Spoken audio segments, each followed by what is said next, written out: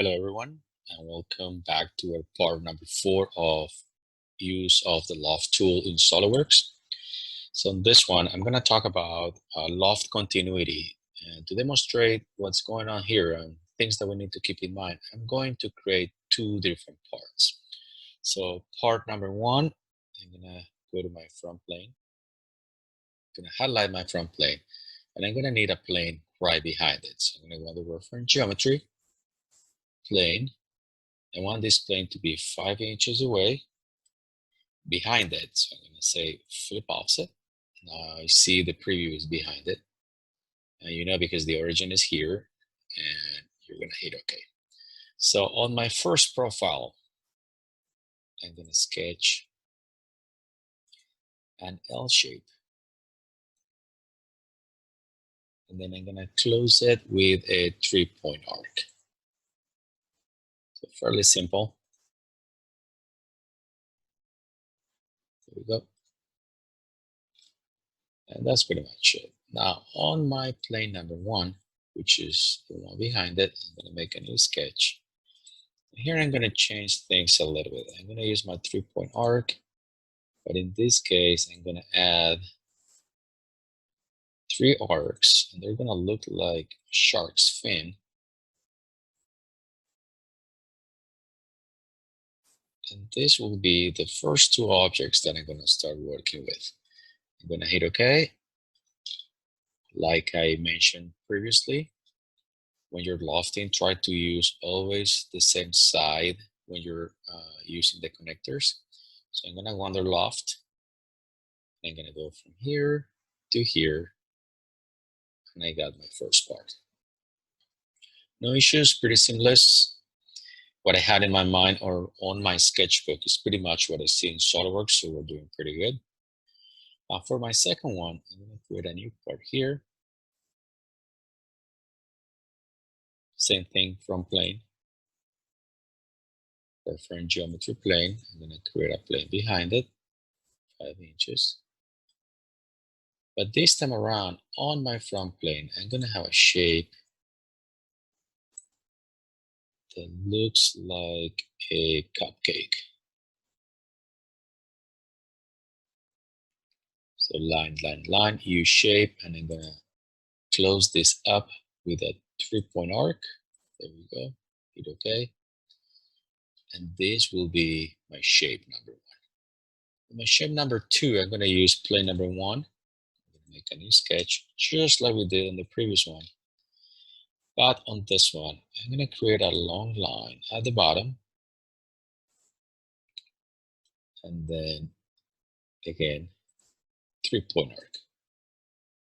But this 3-point arc is going to be really big. So if you pay close attention, with a 3-point arc is in reality is just a section of a circumference. There we go. That's what I got.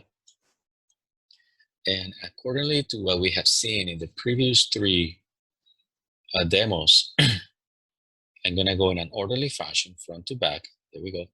And then I'm going to choose the same point to go from one to the other. So I follow my rules, expecting to have a really nice shape. But if I go to loft, and I go from here, bottom right to bottom right, wow, I'm going to get a very unexpected shape, right? This side looks okay, but look at the bottom. So this happens a lot, especially when we're doing product design in SOLIDWORKS.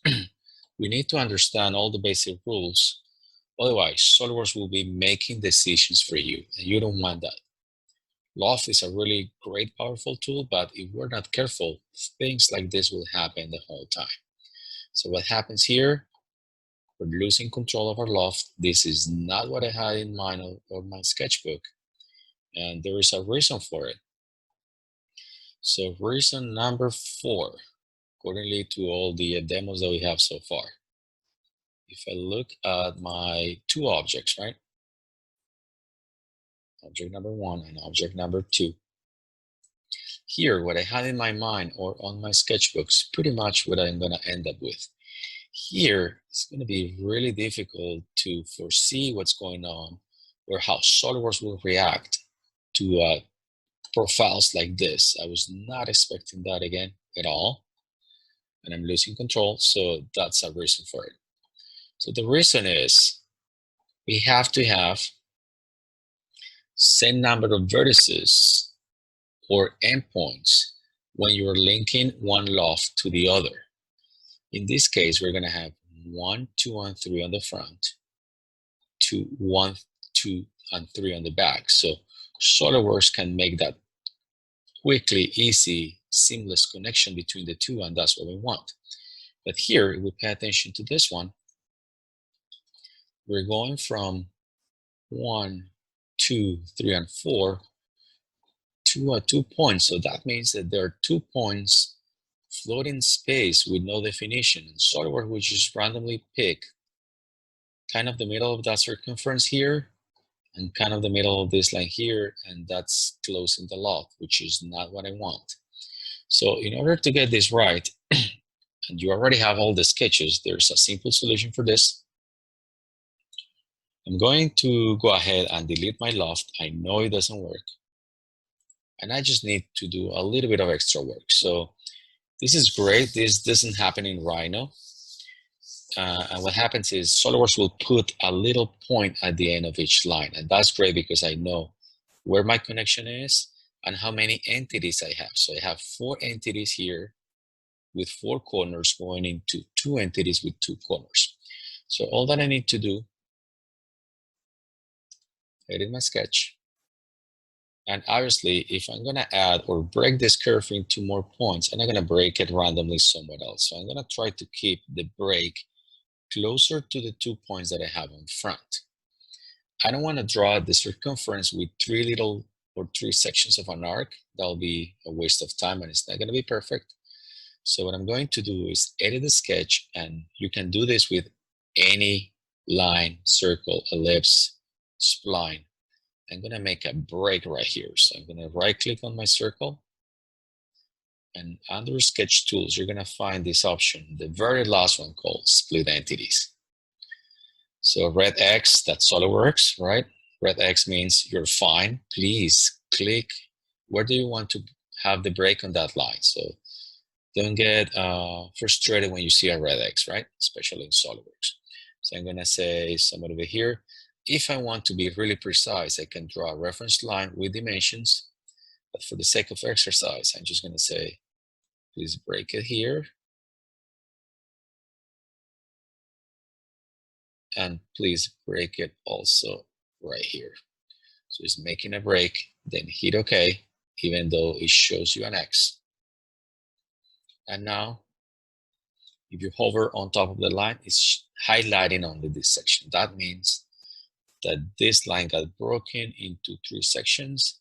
And now I have what I really need to have, which is 4 corners or 4 vertices going into the same number of vertices on the other side. Then I'm going to repeat my loft.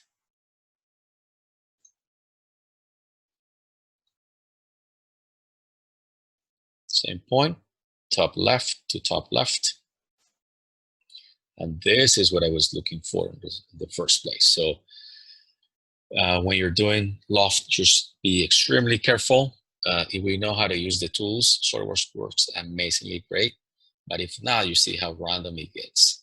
So thank you very much. And this is our demo number 4.